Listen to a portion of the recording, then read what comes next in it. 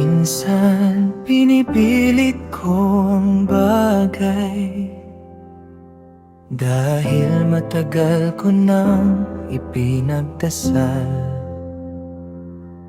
Hinahawakan ko kahit nasasaktan, dahil baka ito ang iyong kalooban. Ngunit bakit ang puso ko'y pagod na? Bakit luha ang madalas kasama? Kung ito nga ay mula sa iyo, bakit lalo akong lumalayo?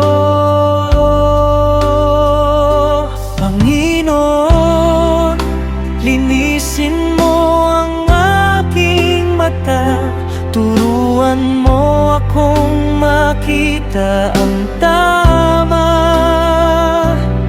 Hindi ayon sa gusto ng puso ko, kundi ayon sa plano mo. Hindi lahat ng pinipilit ay kalooban mo, Panginoon.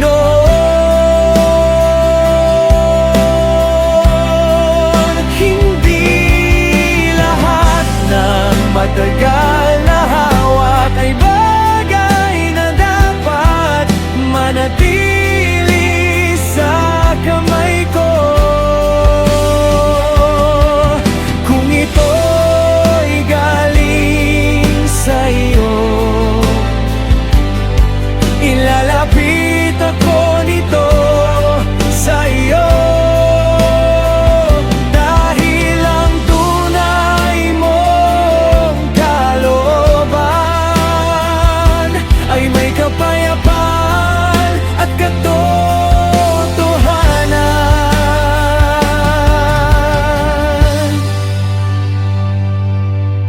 Hindi sapat na mahal kita kung nawawala ang pagkatao ko. Hindi sapat na nandito tayo kung ang puso natin ay lumalayo.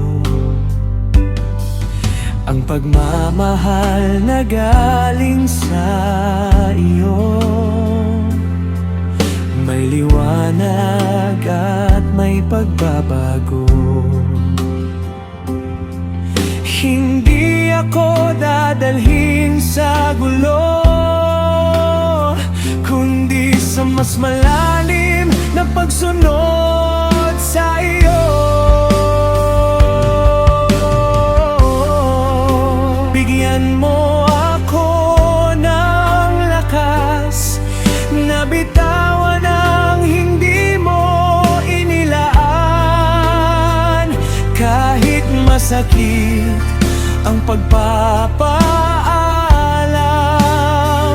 Kung kapalit nito ay kapayapaan.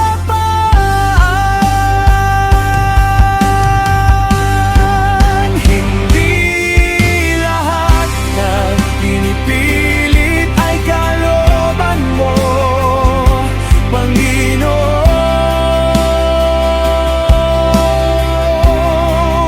Hindi lahat ng matagal na hawak ay bagay na dapat manatili sa kamay ko. Kung ito'y galing sa iyo, ilalapit ako nito sa iyo, dahil ang tunay mong kalooban ay may kapayapaan at katotohanan. Kung ako man ay nagkamali, kung ako man ay kumapit ng sobra. Turuan mo akong magtiwala. Sa kamay mong may magandang plano, mas pipiliin ko ang iyo kaysa sa gusto ng puso ko. Dahil ang pag-ibig mo, Jesus, ang hindi kailanman lilimot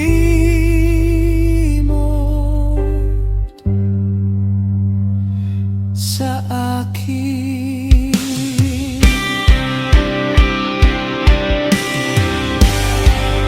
Hindi lahat ng pipilit ay kalooban mo, Panginoon.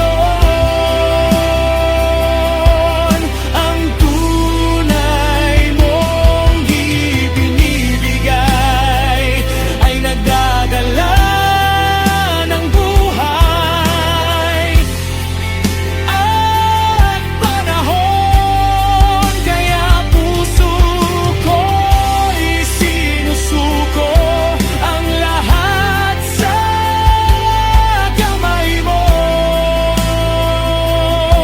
Dahil ang pinakamagandang relasyon ay yaong inilalapit